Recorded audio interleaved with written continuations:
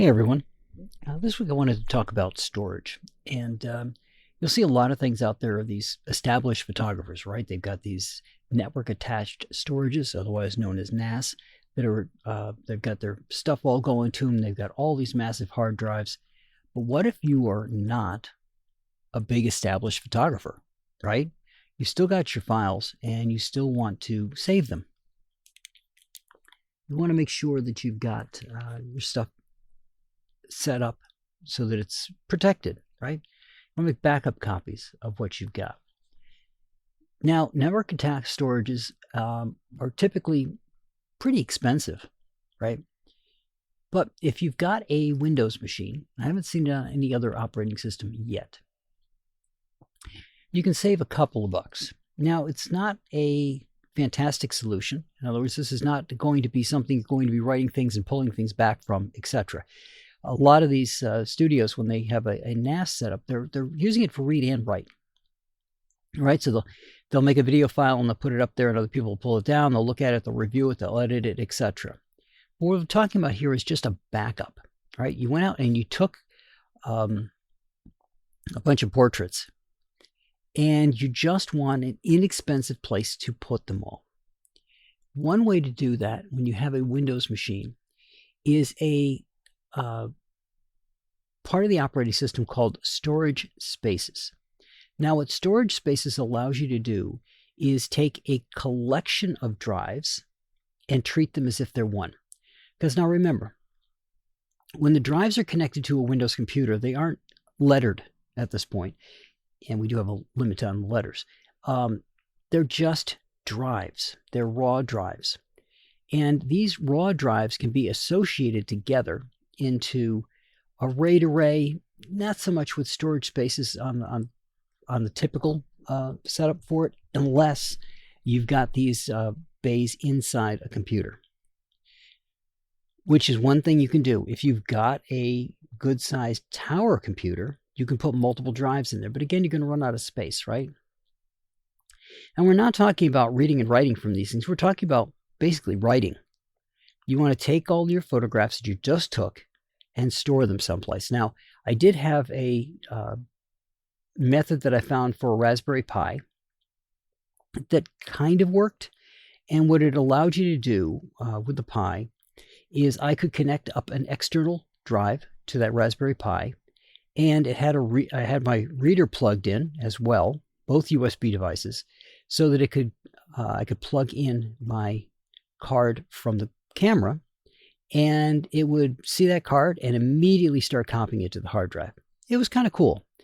I got it originally because I had small cards, and I thought, well, this would be a way to make up for the fact that these cards are small. What if I run out of space? I could dump the stuff onto here and pull it across. Downside to that is USB 3 even is not that fast, right? And that's the other thing. Network attached storage can be miles faster than what you're going to have with the setup that I'm going to tell you about. However, if you've got your photographs and you put them on your computer and you're getting ready to edit them, and you just say, okay, well, copy them over to the storage space. The storage space will appear as a drive letter. So as far as your computer is concerned, it's talking to a drive. But again, because it's USB, it's not going to be the fastest thing that you can possibly get. Of course, you probably have a USB attached reader for your cards from your computer, so you know what I'm talking about. It's a little bit on the slower side. Now, internal readers can be faster. Internal drives can be faster. You can do RAID arrays in a tower. There's a bunch of other things you can do if you've got the money for it. For example, you could set up a computer that has these towers in it and make your own NAS. To me, I use Synology. I will let you guys know that that's what I've got. So I have a couple of those in the house. So I know exactly how much they cost to put together. Basically, they for me are emergency backup storage. Everything goes to those and sits there unless something goes wrong. I don't need to go back at them again. If something does go wrong, I just go to the drive and pull the stuff down again. So they continually are backing up things that I've worked on. But here, what you want to do is you just want a simple device that's going to allow you to just send things across. Now, Storage Spaces doesn't like RAID array boxes, right? What it wants is something simple. It just wants a USB that it can connect to. So what I got was what's called a SATA hard drive enclosure. The one I got comes in 4-bay and 8-bay configurations. The 4-bay is 129, the 8-bay is 319. So if you even look at that, you could say, well, I could put two 4-bays together, give them two different letters as far as the computer is concerned, give them two different storage space addresses, and just back things up between them, which would be cheaper than buying an 8-bay. But if you don't have the space, an 8-bay is $320. So it's reasonable. But this is not the drives. This is just the device to put the drives into that's going to convert those SATA drives into a USB connection that you can connect to your computer. So you see where we're going here with this. These are the same drives that you would have put in your computer, so they're not terribly expensive. But because they're being done across USB, you're going to lose some speed with those. Now, when you put the drives into a storage space, you're going to want to get the same sized drives. And I've been around storage space since 2024. I've rebuilt it a couple of times. I just pull stuff off and I'll rebuild it because there's been an update, or something's just not acting quite the way I want it to, or storage space has got an update, and I want to check what happens if we start over from scratch. So when you get your device, what you're going to want to get is you're going to want to get a series of drives that match. Now, again, you're just doing parity, so the drives are going to kind of just be additive. So if you got 4 2-terabyte drives, you're going to end up with 8 terabytes of space, more or less. You're going to store it with parity just so you got a little bit of sanity to it. And that'll be how you store your stuff. I got a series of, let's see what I got here. These were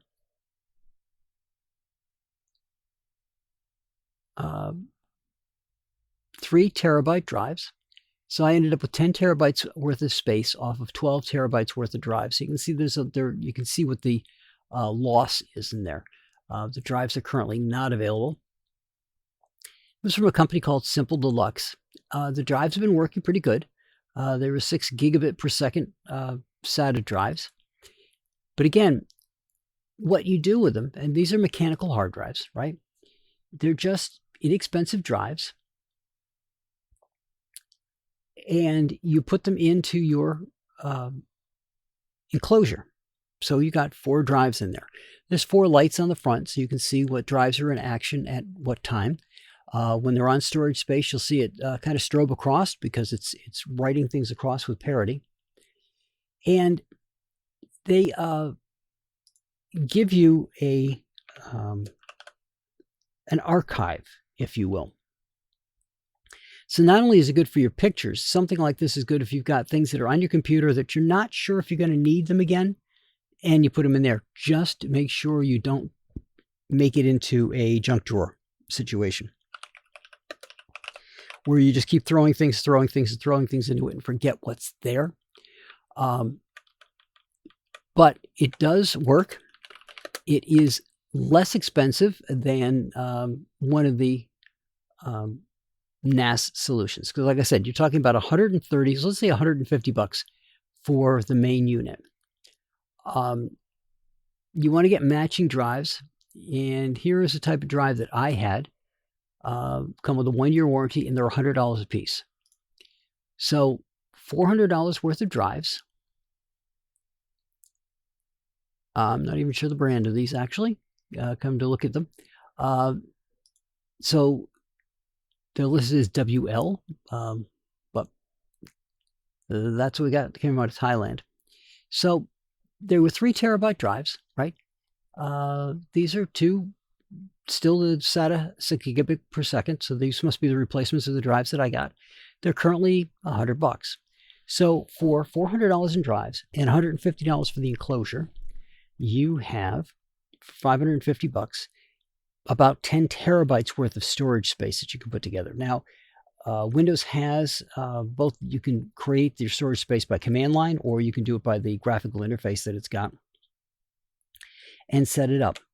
And I talked about this before. There is an application called Hard Drive Sentinel that I encourage you to get. Again, nothing that I talked about here is sponsored. I really wish it was, but none of it is. Hard Drive Sentinel is a small little program that you can get that actually will monitor your drives. If the drives have smart technology on them, which most of the current new drives do, they will allow you to see the health of your drives. And it gives you an approximation of how much longer they're going to last.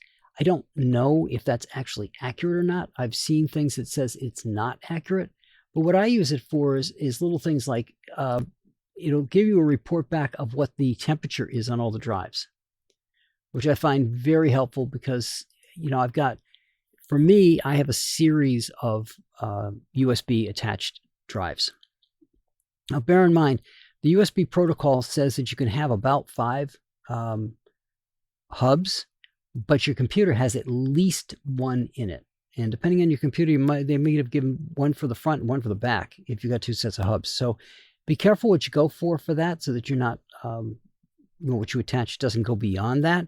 But again, it's the number of hubs. Now, you can get 16 port hubs that you can connect to it, right? So I've got a 16 port hub, but be careful. Some of those hubs may actually be multiple hubs strung together internally.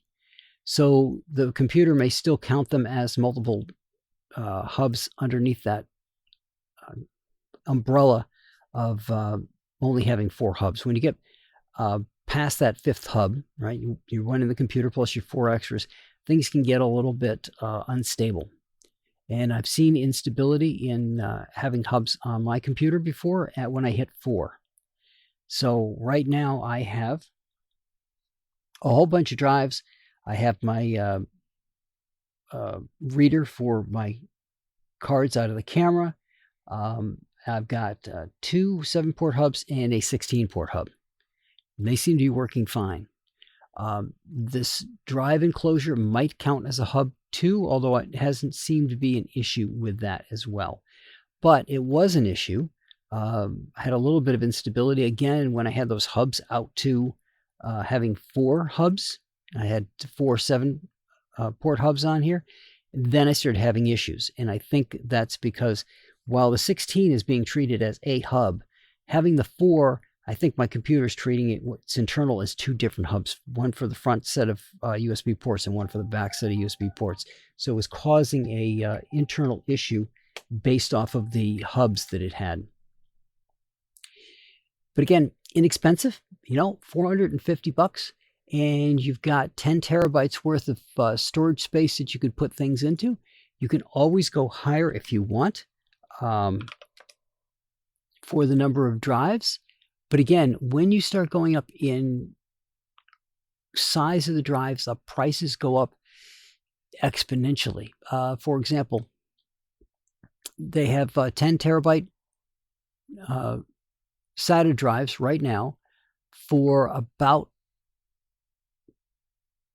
cheapest one here is 150, but it's renewed. So you're talking about $300. Now, seeing as they're about 3 times the size, right, of the 3s, makes sense. So it's not like they're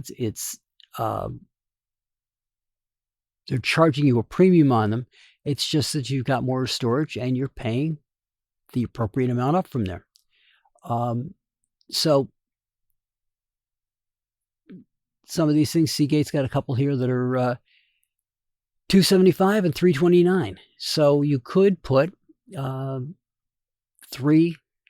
$329 10 terabyte drives in there.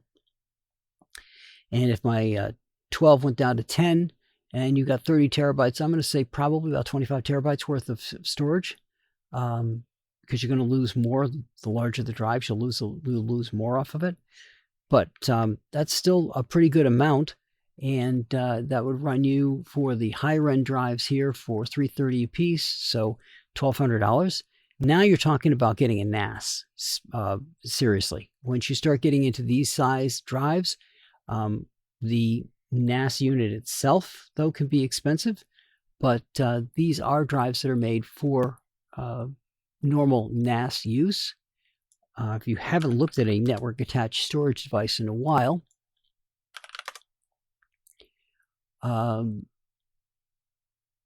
some of them are inexpensive, but it depends on what you're going for.Ugreens,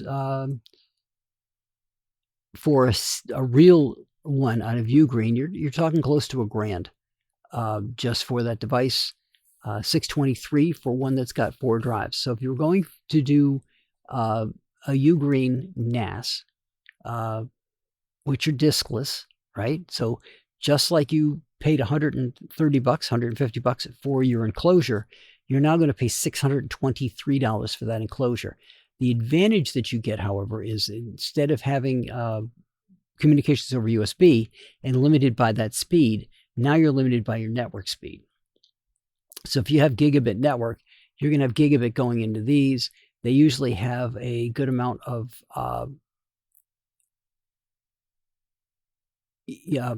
caching on them as well.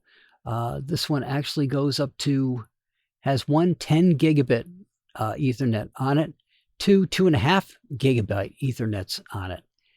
You can put 2 M2 NVE slots in there, 128 gig SSD. So you can do a lot more with these. So it's something for you to save up for, right? And if you get to that point in your career where you can afford these other devices, what that also allows you to do is then take this device and repurpose it for just normal stuff you got around the house that you just want to tuck away, that you don't want to lose. And you're not sure if you want to keep it yet or if you want to get rid of it. So stick it there for now and you can worry about it afterwards. So having something like this is not going to limit you in the future.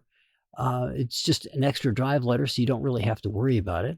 But it allows you to put your stuff aside, and for now in your career, as you're earning more money, take your photos that are your livelihood and back them up. Now, some photographers don't keep their stuff for a certain amount of, past a certain amount of time. I don't know what your policy is for that. I know I've heard some photographers say that they may hang on to it for a year or less. And I think some of them might do it just as long as the photographs go out. It depends on what your goal is. If you're thinking you might have more in the collection to save, you might change your policy and say, okay, well, I'll hang on to that for a year because they might come back for these other photographs that they couldn't get this time. But photographs are a snapshot in time, and people change as things move forward. So there is a life expectancy, if you will, on some of these things. But at the same time, I just keep storing everything. Kind of a pack rat that way. But I like to keep the photographs around just in case. And if you can afford to hang on to them, hang on to them. If you can't, then figure out a way that you're going to have to take these off. And again, if you've got them stored on your computer and you're using this as a backup, and you want to say, okay, well, I need the space on the computer, but I've got more space on the backup, I can just take them off the computer, right? And you can leave them in the backup. And if you need to get them again, you can go get them from there. It's just going to be slow getting them. But you can treat it that way as well, so that you're not keeping everything on your main computer, but you've got a backup. And if you look at this and you're looking at these network attached storages, they're usually RAID arrays, so you'll lose a little more space because of that protocol. But at the same time, with these inexpensive ones, you could actually add a second one. So let's think about it. If you're going to pay $623 for one Ugreen enclosure, which again, It's going to be faster. It's going to give you more things. But you're paying $550 for this one unit with 4 drives in it. And you buy a second unit with 4 drives in it. So you're now up to $1,100. You've got a backup to your backup. All right. So you could actually take your information and store it to both units. So if one of these failed, you've got a backup from it. And then you could just take the stuff completely off your computer because you've got 2 copies of everything that you've got. So it comes out to how much risk do you want to assume? How much money do you have? You know, it makes sense to maybe get 1 unit, right? Pay $550, get a unit set up that's sitting there that's doing your backup for you. And if something goes well, you can buy a second unit. Or if it's going really well, you can go buy a NAS unit. So for me, I got my original NAS to do for my photo work, but I also stored other things on it, which took up a lot of space. So I bought a bigger unit for the photos. So that's got a lot of open space on it right now because it's just the photographs that I've got, and I've got a good sized unit. It was expensive. I've got a 31 terabyte unit, at least 31 terabytes of usable space on it. I've got 26 terabytes free right now. But my other unit is down to 4 terabytes free out of 14. It wasn't a very big unit. It was a start. But now that I've got those in place, I've got other files that I wanted to clean up off my drives because a couple of my drives were starting to get, as you open up your File Explorer in Windows, you start to see those red drives. You want to clean those up. So I started cleaning some of that stuff up. And I was able to move 5 terabytes off of my 4 drives is only 7 terabytes worth of space because it's parity. I neglected the cut down. So I've got 5 terabytes free. I took up 2 terabytes worth of space, things off my drives. My drives are all back down to normal colors. I believe there are some calculators you can find online that'll let you know what the different types of storage are going to take you for space. Obviously, if you're using Mirror, which is one method, which is drive A and drive B are exact copies of each other. You've got 2 3 terabyte drives. You've got 3 terabytes worth of space because they're exact copies of each other. Parity takes away some. RAID takes away more because you're streaming the things across and you're doing multiple copies. The advantages being Mirror, where you have, let's say, 2 drives, you've got a backup. So you can have 1 drive worth of failure. With RAID, in theory, you can still have 1 drive worth of failure, even if you have 5 or 6 or 7 or 8 drives, because it's striping the stuff across it all and has a way of rebuilding that drive based off of what it has spread out over the other drives. But it takes more storage away from you to do something like that. Parity, as you can see here, I've got the 4 3 terabyte drives in there. It's showing, I think what's showing is a bit of a bit of a tell. So it's 10 terabytes worth of space for pool capacity. I lost 0.9 terabytes worth. So a 0.1 terabytes worth is being used for some overhead.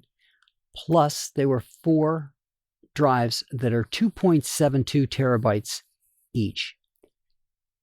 So Parity's not taking a lot of space up. However, Parity's given me 7.26 terabytes. So my pool capacity, where I started out with these 3 terabyte drives, they're available at 2.72, so not quite 3. So I'm getting about 5.5 terabytes per each. That turned into 10.9 terabytes total of these 4 2.72 terabyte drives. The pool itself is only using 10.8 terabytes of it, but because it's parity, I lose about 3.6 terabytes worth of storage. But that provides me the ability to survive a drive failure. And in storage spaces, when you have an issue like that, once a drive tags itself, you tag the drive for removal, and what that does is it takes everything that's on that drive that it can and moves it to the rest of the drives in the system. So there has to be enough space for what's on that drive to go to the other drives. But once that's done, you can put another drive back in there and put it back in. So for example, let's say one of your drives fails, you go purchase a 3 terabyte drive or whatever was on that drive, a little USB, move enough stuff off of the other drives, right? You're just going to pull a folder off because you're not really sure where everything is. So you're going to pull a folder off, gives you back 3 terabytes worth of space on your unit. Then you can have it remove the drive, and then when the new drive is in and everything's back up and running, you can just drop it in and everything's good to go. But having something like Hard Drive Sentinel will give you a heads up if there's going to be issues with those drives. You'll have an idea of when you need to start thinking about replacing them, and think about what you're going to have to do to take that stuff off so you can replace the drive. But again, it's giving you a little bit more work that you have to do for less money for now, while you save up and grow your business, while you've got some